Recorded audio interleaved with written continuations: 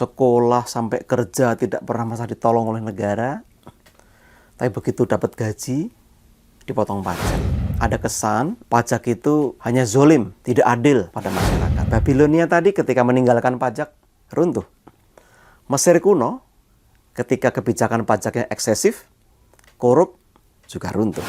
Sejarah perpajakan erat dengan peradaban dan erat dengan tegaknya satu rezim.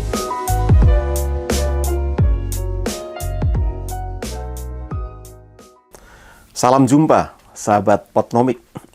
Kita berjumpa lagi di Potnomik, kanal yang membahas apapun soal ekonomi.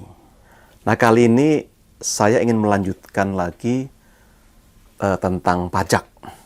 Kenapa? Karena ini berkaitan. Kemarin kita membahas tentang Pak Pramono.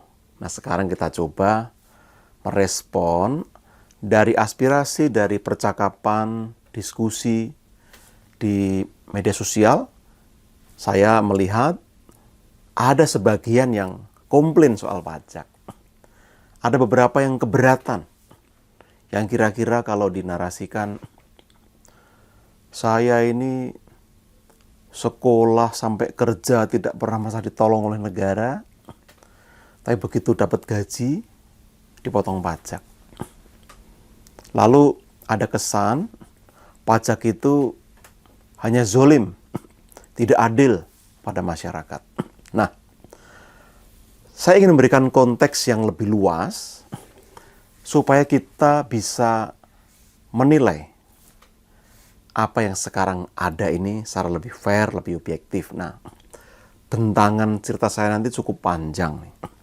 Saya masuk dari abad-abad lama, dari zaman-zaman kuno, lalu ke pertengahan sampai ke modern, untuk melihat jejak sejarah perpajakan.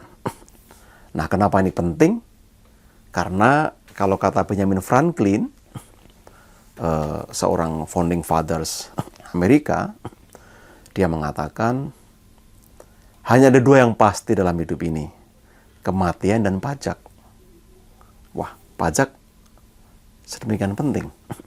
Lalu seorang ekonom masyhur abad 20, Joseph Schumpeter juga mengatakan, kalau kita ingin tahu sejarah peradaban, pelajarilah sejarah perpajakannya. Nah, untuk itulah saya melakukan penelitian khusus untuk Anda tentang sejarah pajak. Sahabat Potnomiks, awal mulanya adalah Babilonia. Kenapa? Ada seorang raja bernama Raja Urkagina. Kalau dalam catatan itu kira-kira 6.000 sebelum Masehi.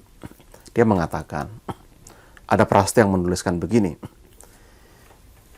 kita boleh tahu ada raja, kita boleh menyembah kepada raja, tapi tetap saja kita takut pada petugas pajak. Menarik sekali. Pada masa itu pun orang sudah takut pada petugas pajak. Nah, Urkagina ini lalu menghapuskan pemungutan pajak, yang akhirnya berujung kepada runtuhnya kerajaan Babilonia. Lalu kita masuk ke sejarah Mesir, di Mesir kuno. Nah, Mesir kuno ini menarik. Menurut catatan sejarawan, dikatakan di sana, Mesir kuno itu semacam bayang-bayang bagi administrasi pajak modern. Ada birokrasi yang cukup lengkap, profesional. Ada sistem pemungutan pajak yang cukup baik. Ada mekanisme denda, sanksi. Termasuk juga yang menarik, ada prasasti Rosetta Stone namanya, di kota Rashid. Ditemukan, itu bertanggal kira-kira 196 sebelum Masehi, di zaman Raja Ptolemeus V. Di sana ada pengampunan pajak. Oh, ternyata teks amnesti itu sudah ada sejak zaman Mesir kuno. Jadi memberikan pengampunan kepada orang-orang yang mau menebus kewajiban pajaknya daripada penjara penuh pada waktu itu begitu. Lalu peradaban Mesir runtuh karena sistem pajak menjadi eksesif. Petugasnya korup, tarifnya tinggi dan sebagainya. Nah, pelajaran kedua kita petik. Babilonia tadi ketika meninggalkan pajak runtuh. Mesir kuno ketika kebijakan pajaknya eksesif, korup, juga runtuh. Nah, di antara itu ada sejarah Israel. Israel itu dulu jajahan Mesir. Bahkan di Israel ada hari raya namanya Hanukkah. Hari raya yang sekaligus memeringati pembebasan pajak orang Israel dari Mesir. Luar biasa. Pembebasan pajak dirayakan menjadi hari raya. Dan di Israel sendiri ada tradisi yang bernama tithe atau persepuluhan. Ini dibayarkan sebagai bentuk persembahan untuk Tuhan melalui ibadah dan nanti akan dikembalikan kepada masyarakat yang membutuhkan. Dalam konteks Islam ini kan seperti hubungan vertikal, hablum minallah, dan horizontal, hablum minannas. Itu sudah ada pada waktu itu. Nah, Israel adalah jajahan Romawi. Nanti saya akan cerita soal Romawi, tapi saya selipkan dulu sejarah Yunani.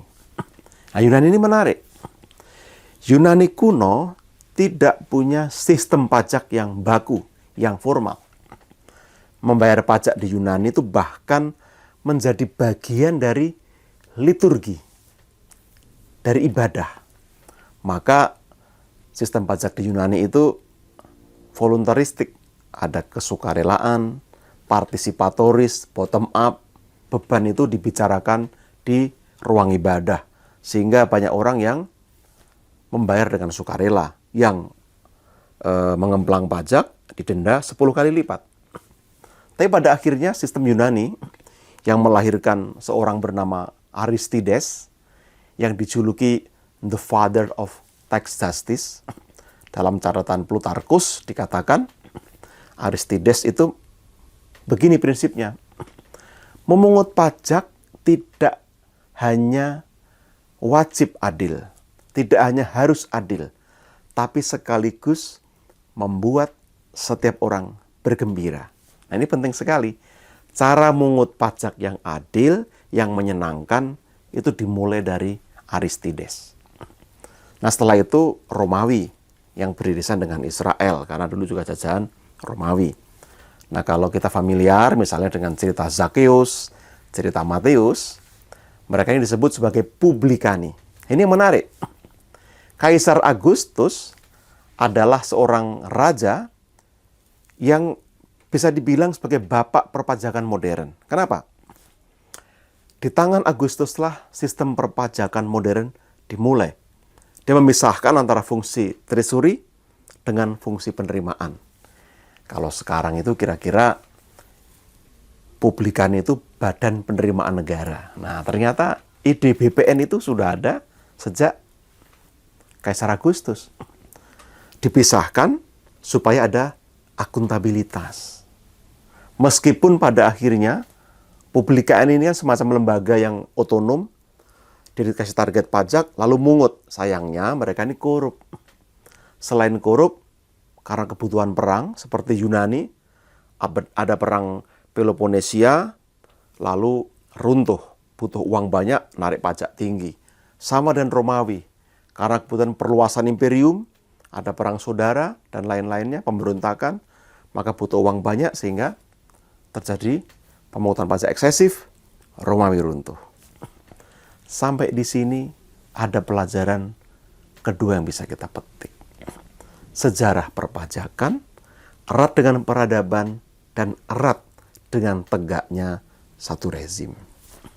Nah, setelah itu kita masuk ke gerbang abad pertengahan, lalu modern. Di abad pertengahan Eropa, sebelum ke sana itu ada Islam. Ini yang menarik. Dalam catatan Charles Adams, cara Islam menyebarluaskan agama ini menarik. Ketika mereka merebut Konstantinopel dari tangan Romawi, itu para pejuang, para tokoh Islam tahu betul bahwa orang-orang Romawi itu merasa terbebani pajak yang tinggi. Lalu para pejuang Islam ini mengatakan, Anda ikut saya saja. Kalau convert, kalau jadi mu'alaf, pajak Anda tidak tinggi. Anda tetap bisa bisnis, pajaknya rendah, tapi juga kami lindungi. Nah, lalu menarik ini. Ternyata penaklukan tidak harus dengan pedang, tidak harus dengan perang, tapi juga bisa dengan tawaran kebijakan yang baik. Nah, dari sini kita belajar. Dari Islam kita belajar cara menempatkan atau meletakkan pajak sebagai alat persuasi. Nah, lalu sedikit masuk ke Inggris. Nah, Inggris saya mau ngambil sedikit saja ini. Ada cerita yang menarik. Ini selain kalau kita bicara John Locke, ada Magna Carta sebelumnya. Itu nanti kita bisa detail membahas bagaimana cara memagari supaya raja tidak sewenang-wenang. Nah, di dalam sejarah Inggris awal di abad 11 itu ada yang namanya Lady Godiva. Ini menarik. Lady Godiva ini istri seorang raja, Leodric. Dia mengatakan begini pada suaminya. Suamiku, raja, rakyat banyak yang protes karena tarif pajaknya naik. Mereka terbebani. Saya tidak mau saya kehilangan kekuasaan. Maka saya minta kamu tidak menaikkan pajak. Kalau tetap kamu naikkan pajak, saya akan protes. Nah, ini protes Godiva ini menarik. Godiva mengatakan dia akan bertelanjang naik kuda keliling kota. Nah, itu sejarah Lady Godiva. Patung Lady Godiva yang naik kuda itu ada di kota Coventry, Inggris pada saat ini. Nah, lalu saya masuk ke ambang modernitas, pengalaman modern pertama yang juga sangat lekat dengan pajak, yaitu sejarah Perancis. Kita tahu, Perancis melahirkan seorang menteri keuangan hebat yang bernama Jean-Baptiste Colbert di zaman Raja Louis XIV. Nah, Colbert ini juga disebut atau dijuluki sebagai Bapak PPN, Bapak Pajak Tidak Langsung. Kenapa? Karena Colbert punya prinsip, pungutlah pajak seperti kita mencabuti bulu angsa. Kita mencabuti bulu angsa sebanyak mungkin tanpa si angsa merasa kesakitan. Nah, bagi Colbert, mungut pajak itu ngambil duit dari dompet rakyat tanpa dia protes, tanpa dia marah. Artinya apa?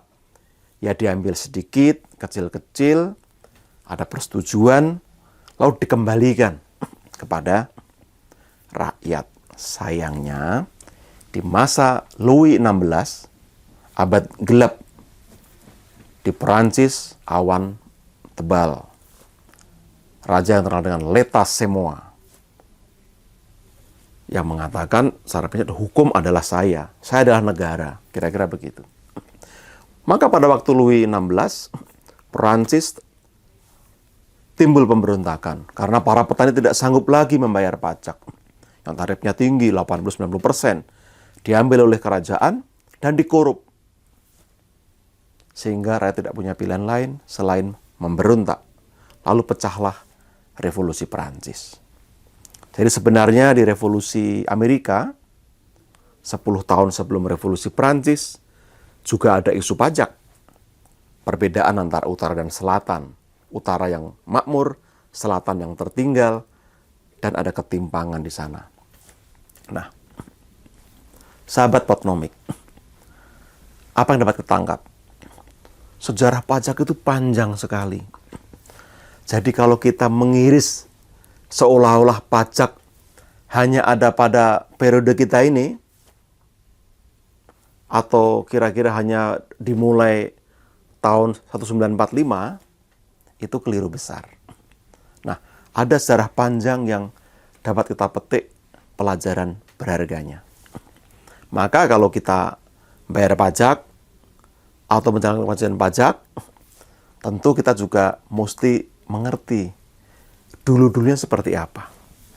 Yang jelas dalam sejarah peradaban tidak pernah ada kerajaan bahkan sampai republik yang bertahan lama kalau tidak punya sistem pajak dan ditopang oleh pajak yang kuat. Itulah kenapa Schumpeter mengatakan pajak itu tiang atau guntur peradaban. Jadi saya tidak ingin mengajak, kita terima begitu saja, tidak begitu. Tapi ada dua hal. Alvin Rabuska, seorang ahli ekonomi, ahli pajak mengatakan, ketika kebijakan pajaknya baik, dalam arti sistemnya jelas, cara mengutnya baik, ternyata rakyat cenderung patuh. Itu pelajaran dari semua abad. Tapi kedua, begitu pemungutan pajaknya eksesif, tarifnya tinggi, cara mengutnya tidak baik, pegawainya korup, seketika itu sistem pajak runtuh dan negara itu runtuh. Nah, pelajarannya apa? Para founding fathers kita, para pendiri bangsa kita telah merumuskan di pasal 23A Undang-Undang Dasar. Pajak dan pungutan lain yang sifatnya memaksa diatur dengan undang-undang supaya demokratis, supaya prinsipnya terbuka, akuntabel, dan adil. Maka prinsip ini penting, mesti kita jaga terus. Tapi kenapa kok pajak memaksa? Sejarahnya mengatakan seperti itu tadi. Sejarah pajak adalah sejarah paksaan. Tapi paksaan di dunia modern, di negara demokratik, adalah paksaan yang dihasilkan dari proses dialektik, diskursus, percakapan dalam situasi yang setara, yang terbuka. Itu yang penting. Maka, menutup Potnomi kali ini, kita ingin mengajak berguru pada masa lalu ternyata sangat penting. Jauh dari sekedar pro kontra, lebih baik kalau kita menangkap pelajaran dari sejarah itu. Banyak hal baik yang bisa dipelajari, ada hal buruk yang mesti ditinggalkan. Kita punya pengalaman panjang soal pajak di masa kolonial seperti apa. Maka kita juga percaya saat ini pemerintah bersama DPR juga terus mendengarkan aspirasi. Maka sistem pajak kita juga terus didorong untuk berkeadilan. Mari terus dukung secara kritis, secara konstruktif. Kita hidupi diskursus di ruang publik ini agar sistem perpajakan kita semakin baik. Mencerminkan keadilan, transparansi, dan akuntabilitas. Itu kira-kira yang perlu kita rawat bersama-sama. Mudah-mudahan dengan belajar sejarah pajak jadi permenungan bagi otoritas, bagi politisi, anggota DPR, para pelaku usaha, dan kita semua, tiap warga negara, untuk sumbangsih pemikiran, ide, aspirasi, kritik, dan lain-lain. Terima kasih telah menyimak podcast episode ini, dan tetap sehat, tetap bersemangat, jangan lupa untuk bahagia.